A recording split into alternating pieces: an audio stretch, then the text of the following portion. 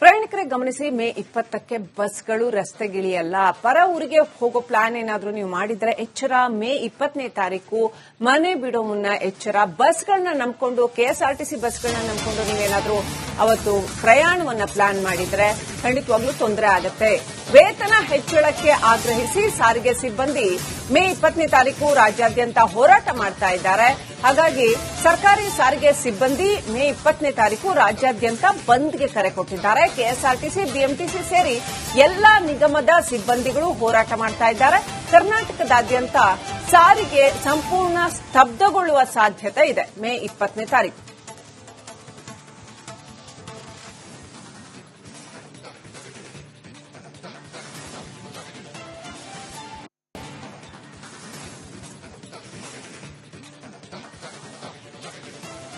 ಒಂದು ಕಡೆ ಶಕ್ತಿ ಯೋಜನೆಯೂ ಸೇರಿದಂತೆ ಸಾರಿಗೆ ನೌಕರರು ಮುಷ್ಕರಕ್ಕೆ ಮುಂದಾಗಿದ್ದಾರೆ ಸರ್.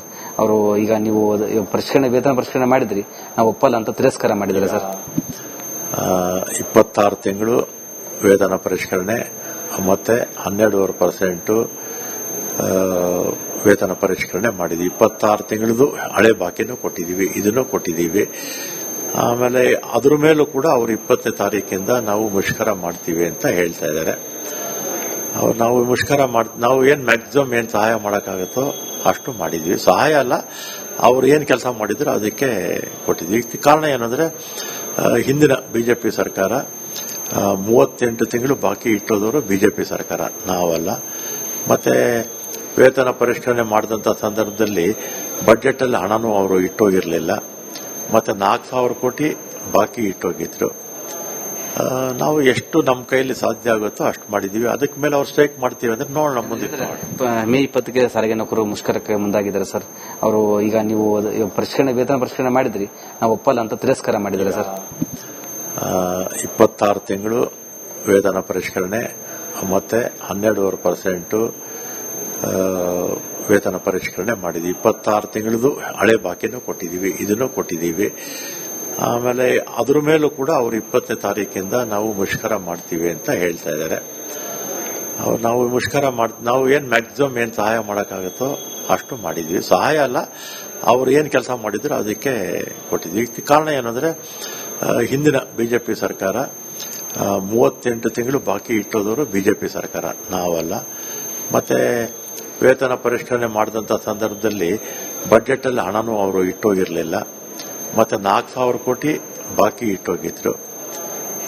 ನಾವು ಎಷ್ಟು ನಮ್ಮ ಕೈಯಲ್ಲಿ ಸಾಧ್ಯ ಆಗುತ್ತೋ ಅಷ್ಟು ಮಾಡಿದೀವಿ. ಅದಕ್ಕೆ ಮೇಲೆ ಅವ್ರು ಸ್ಟ್ರೈಕ್ ಮಾಡ್ತೀವಿ ಅಂದ್ರೆ ನೋಡೋಣ ಮುಂದೆ. ಮೇ 20ಕ್ಕೆ ಸಾರಿಗೆ ನೌಕರರು ಮುಷ್ಕರಕ್ಕೆ ಮುಂದಾಗಿದ್ದಾರೆ ಸರ್.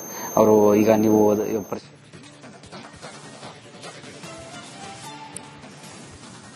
ಮೇ 20ಕ್ಕೆ ಅವರು ಮುಷ್ಕರ ಮಾಡ್ತೀವಿ ಅಂತ ಹೇಳ್ತಾ ಇದ್ದಾರೆ ಸಾರಿಗೆ ಸಿಬ್ಬಂದಿ. ಸಾವಿರಾರು ಕೋಟಿ ರೂಪಾಯಿ ನಮಗೆ ಬರಬೇಕಾಗಿರುವಂತಹ ಹಣ, ನಮ್ಮ ಬೇಡಿಕೆಗಳು ಕೂಡ ಪೂರೈಕೆಯಾಗಿಲ್ಲ, ನಮ್ಮ ಸಂಬಳದ ಹಣ ಕೂಡ ಸರಿಯಾಗಿ ಬಂದಿಲ್ಲ. ಹಾಗಾಗಿ ನಮ್ಮ ಪೂರ್ಣ ಬೇಡಿಕೆಯನ್ನ ಈಡೇರಿಸುವವರೆಗೂ ಕೂಡ ನಾವು ಮುಷ್ಕರವನ್ನ ಮಾಡ್ತೀವಿ ಅಂತ ಮುಷ್ಕರ ಮಾಡ್ತಾ ಇದ್ದಾರೆ. ಒಂದು ಕಡೆ ಶಕ್ತಿ ಯೋಜನೆಗೆ ಬೇಕಾದಷ್ಟು ಅನುದಾನವನ್ನ ಸರ್ಕಾರ ಕೊಡ್ತಾ ಇದೆ, ಮತ್ತೊಂದು ಕಡೆ ಸಾರಿಗೆ ಸಿಬ್ಬಂದಿಗಳ ಸಂಬಳವನ್ನೇ ಸರಿಯಾಗಿ ಕೊಡ್ತಾ ಇಲ್ಲ. ಪೂರ್ಣ ಪ್ರಮಾಣದಲ್ಲಿ ಅವರಿಗೆ ಬರಬೇಕಾಗಿರುವಂತಹ ಹಣ ಬರ್ತಾ ಇಲ್ಲ ಅನ್ನೋದು ಸಿಬ್ಬಂದಿಯ ಅಳಲು. ರಾಜ್ಯಾದ್ಯಂತ ಸಾವಿರಾರು ಬೃಹತ್ ಸಂಖ್ಯೆಯಲ್ಲಿ ಇರತಕ್ಕಂಥ ಸಾರಿಗೆ ಸಿಬ್ಬಂದಿ ಮೇ 20ನೇ ತಾರೀಕು ಬೃಹತ್ ಹೋರಾಟವನ್ನ ಹಮ್ಮಿಕೊಂಡಿದ್ದಾರೆ. ಎಲ್ಲಾ ನಿಗಮಗಳ ಸಾರಿಗೆ ಸಿಬ್ಬಂದಿಗಳು ಅವತ್ತು ಬಂದ್ಗೆ ಕರೆ ಕೊಟ್ಟಿದ್ದಾರೆ. ಹಾಗಾಗಿ ಬಸ್ ಸಂಚಾರ ಆಲ್ಮೋಸ್ಟ್ ಇರೋದಿಲ್ಲ ಅವತ್ತು. ಏನ್ ಮಾಡುತ್ತೆ ಹಾಗಾದ್ರೆ ಸಾರಿಗೆ ಇಲಾಖೆ, ಸರ್ಕಾರ ಏನ್ ಮಾಡುತ್ತೆ? ಎಸ್ಮಾ ಜಾರಿ ಅದು ಇದು ಅಂತ ಸಾಕಷ್ಟು ಬಾರಿ ಹೇಳಿಯೂ ಆಯ್ತು, ಸಾಕಷ್ಟು ಬಾರಿ ಇದೇ ಒಂದು ಹೋರಾಟ ಸಿಬ್ಬಂದಿಗಳ ಜೊತೆ ಆಯ್ತು, ಸಾಕಷ್ಟು ಬಾರಿ ಮಾತುಕತೆ ಕೂಡ ಆಯ್ತು. ಆದ್ರೂ ಸಮಸ್ಯೆ ಬಗೆಹರಿದಿಲ್ಲ ಅನ್ನುವಂಥದ್ದು. ಈ ಸಾರಿ ಆದರೂ ಸಂಪೂರ್ಣ ಸಮಸ್ಯೆ ಬಗೆಹರಿಯುತ್ತಾ? ಸಾರಿಗೆ ಸಿಬ್ಬಂದಿಗಳ ಅಳಲು ಸರ್ಕಾರ ಕೇಳಿಸಿಕೊಳ್ಳುತ್ತಾ ಸಂಪೂರ್ಣವಾಗಿ? ರಾಮಲಿಂಗಾರೆಡ್ಡಿ ಅವರು ಏನ್ ಮಾಡ್ತಾರೆ ಹಾಗಾದ್ರೆ?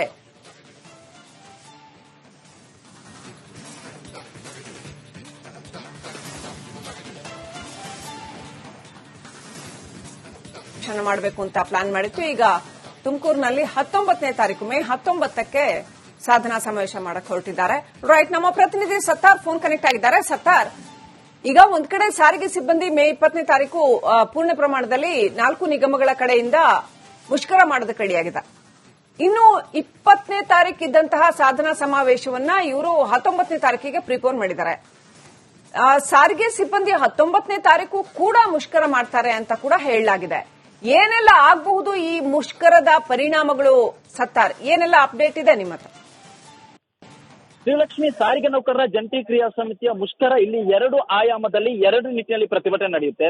ಒಂದು ನಿವೃತ್ತ ನೌಕರರು, ಅದು ಕೂಡ 19ನೇ ತಾರೀಕಿನಂದು ಯಾವಾಗ ಸಾಧನಾ ಸಮಾವೇಶ ಇರುತ್ತೋ ತುಮಕೂರಿನಲ್ಲಿ, ಅದೇ ತುಮಕೂರಿನ ಟೌನ್ ಹಾಲ್ ಬಳಿ 19ನೇ ತಾರೀಕು ಸಾರಿಗೆ ನೌಕರರ ನಿವೃತ್ತ ನೌಕರರು ಈ ಒಂದು ಪ್ರತಿಭಟನೆ ಮಾಡ್ತಾರೆ. ಅವರ ವರ್ಷನ್ ಏನಂದ್ರೆ, ಈ ಹಿಂದೆ ಅಂದ್ರೆ 2020ರಿಂದ 2024 ತನಕ ಅವರು ಕೆಲಸದಲ್ಲಿ ಭಾಗಿಯಾಗಿದ್ರು. ಆ ಒಂದು ಸಮಯದ ಅರಿಯರ್ಸ್ ಏನಿದೆ, 38 ತಿಂಗಳ ಅರಿಯರ್ಸ್ ಕೊಡಬೇಕಾಗಿತ್ತು. ಆ ಒಂದು 38 ತಿಂಗಳ ಪೈಕಿ 26 ತಿಂಗಳ ಅರಿಯರ್ಸ್ ಅನ್ನು ಕೊಡಲಾಗಿದೆ. ಮಿಕ್ಕಿರುವಂತಹ 12 ತಿಂಗಳ ಅರಿಯರ್ಸ್ಗೋಸ್ಕರ ಅವರು ಹೋರಾಟದಲ್ಲಿ ಭಾಗಿಯಾಗ್ತಾರೆ. ಆ ಒಂದು ಹೋರಾಟದಲ್ಲಿ ಸಾರಿಗೆ ನೌಕರರ ಜಂಟಿ ಕ್ರಿಯಾ ಸಮಿತಿಯ ಹಲವು ನಾಯಕರು ಇರ್ತಾರೆ. ಇನ್ನು 20ನೇ ತಾರೀಕಿನ ಪ್ರತಿಭಟನೆ ಯಾವ ರೀತಿ ಆಗಿರುತ್ತೆ ಅಂದ್ರೆ, 20ನೇ ತಾರೀಕಿನ ಪ್ರತಿಭಟನೆಯಲ್ಲಿ ಬಹುತೇಕ ಎಲ್ಲಾ ಸಾರಿಗೆ ನಿಗಮದ ನೌಕರರು ಭಾಗಿಯಾಗ್ತಾರೆ ಅನ್ನೋದು ಸಾರಿಗೆ ನೌಕರರ ಜಂಟಿ ಕ್ರಿಯಾ ಸಮಿತಿ ಕೊಟ್ಟಿರುವಂತಹ ಮಾಹಿತಿ. ಆ ಒಂದು ಅವತ್ತು ಯಾವುದೇ ರೀತಿಯ ಪ್ರತಿಭಟನೆ ಇರಲ್ಲ. ಉದಾಹರಣೆಗೆ ಟೌನ್ ಹಾಲ್ ಆಗಿರ್ಬೋದು, ಅಥವಾ ಯಾವುದೋ ಒಂದು ನಿರ್ದಿಷ್ಟ ಜಾಗದಲ್ಲಿ ಸೇರಿ ಘೋಷಣೆ ಕೂಗುವುದಾಗಿರ್ಬೋದು, ಇಲ್ಲ ಬಸ್ಗಳನ್ನು ತಡೆಯುವುದಾಗಿರ್ಬೋದು, ಆ ರೀತಿ ಯಾವ ರೀತಿ ಪ್ರತಿಭಟನೆ ಇರಲ್ಲ. ಅವರ ಮುಷ್ಕರ ಯಾವ ರೀತಿ ಅಂದ್ರೆ, ಈ ರೀತಿ ಪ್ರೊಟೆಸ್ಟ್ ಫ್ರಮ್ ಹೋಮ್ ಅನ್ನೋ ರೀತಿಯಲ್ಲಿ, ಅಂದ್ರೆ ಡ್ರೈವರ್ ಮತ್ತು ಕಂಡಕ್ಟರ್ ಅವತ್ತು ಕೆಲಸಕ್ಕೆ ರಜೆ ಹಾಕಿ ಮನೆಯಲ್ಲಿರ್ತಾರೆ. ಆ ಮೂಲಕ ತಮ್ಮ ಆ ಆಕ್ರೋಶವನ್ನು ಸರ್ಕಾರಕ್ಕೆ ಬಿಸಿ ಮುಟ್ಟಿಸಲು ಮುಂದಾಗಿರುವಂತದ್ದು. ಇನ್ನು ಮತ್ತೊಂದು ವಿಚಾರ ಅಂದ್ರೆ, ಆ 20ನೇ ತಾರೀಕಿನ ಮುಷ್ಕರದಲ್ಲಿ ಬಹುತೇಕ ಪ್ರೆಸೆಂಟ್ ವರ್ಕ್ ಮಾಡ್ತಿರುವಂತಹ ಎಂಪ್ಲಾಯೀಸ್ ಕೂಡ ಭಾಗಿಯಾಗ್ತಾರೆ. ಬಟ್ 19ನೇ ತಾರೀಕು ತುಮಕೂರಿನಲ್ಲಿ ನಡೆಯುತ್ತಾ ಇರುವಂತಹ ಪ್ರತಿಭಟನೆ ಏನಿದೆ, ಅವತ್ತು ಕಪ್ಪು ಪಟ್ಟಿ ಪ್ರದರ್ಶನ ಮಾಡ್ತಾರೆ. ಅವತ್ತು ಬಹುತೇಕ ನಿವೃತ್ತ ನೌಕರರು ಭಾಗಿಯಾಗಿದ್ರೆ, 20ನೇ ತಾರೀಕು ಪ್ರೆಸೆಂಟ್ ಮಾಡುವ ಯಾರು ಬಸ್ ಡ್ರೈವರ್ ಓಡಿಸುವಂತಹ ಡ್ರೈವರ್ ಆಗಿರೋ ಕಂಡಕ್ಟರ್ ಭಾಗಿಯಾಗ್ತಾರೆ. ಅವರ ವರ್ಷನ್ ಏನಂದ್ರೆ, ಈಗ ಸರ್ಕಾರ 12.5% ವೇತನ ಪರಿಷ್ಕರಣೆ ಮಾಡಿತ್ತು ನಿಜ. ಬಟ್ ಆ ಒಂದು ಸಮಯದಲ್ಲಿ ಸಾರಿಗೆ ನೌಕರರ ಜಂಟಿ ಕ್ರಿಯಾ ಸಮಿತಿ ಜೊತೆ ಯಾವುದೇ ರೀತಿ ಮಾತುಕತೆ ಆಡದೆ ಏಕಪಕ್ಷೀಯವಾಗಿ ನಿರ್ಧಾರ ತೆಗೆದುಕೊಂಡಿರೋ ಒಂದು ಕಡೆ ಆದ್ರೆ, ಮತ್ತೊಂದು ಕಡೆಯಲ್ಲಿ ಆ ಒಂದು ವೇತನ ಪರಿಷ್ಕರಣೆಯ ಸಂದರ್ಭದಲ್ಲಿ ಈ ಹಿಂದಿನ ಖುದ್ದು ಸಾರಿಗೆ ಇಲಾಖೆ ಮಾಡಿರುವಂತಹ ನಿಯಮವನ್ನೇ ಪಾಲನೆ ಮಾಡಿಲ್ಲ. ಈ ಹಿಂದೆಲ್ಲೂ ಕೂಡ 1988ರಿಂದ ಕೂಡ ಒಂದು ನಿಯಮ ಇತ್ತು, ಪ್ರತಿ 4 ವರ್ಷಕ್ಕೊಮ್ಮೆ ಸ್ಯಾಲರಿಯನ್ನು ಪರಿಷ್ಕರಣೆ ಮಾಡಲಾಗ್ತಾ ಇತ್ತು. ಅದರಿಂದ 1992, 96, 2000, 2024, ತನಕ ಪ್ರತಿ 4 ವರ್ಷಕ್ಕೊಮ್ಮೆ ಪರಿಷ್ಕರಣೆ ಆಗಿತ್ತು. ಇದು ಪದ್ಧತಿ ಇತ್ತು. ಆ ಒಂದು ಪದ್ಧತಿಗೆ ಸಾರಿಗೆ ಇಲಾಖೆ ಅವತ್ತು ಮಾತುಕತೆಯಾಡಿ ಜಾರಿಗೆ ತಂದಂತಹ ಪದ್ಧತಿಗೆ ಇವತ್ತು ಸಾರಿಗೆ ಇಲಾಖೆನ ಇತ್ತಿಷ್ಟೇ ಆಗ್ತಾ ಇದೆ. ಇದಕ್ಕೆ ನಮ್ಮ ಒಪ್ಪಿಗೆ ಇಲ್ಲ. ಏನಿದ್ರು 2024 ಜನವರಿ 1ಕ್ಕೆ ಅನ್ವಯ ವೇತನ ಪರಿಷ್ಕರಣೆ ಮಾಡಬೇಕು.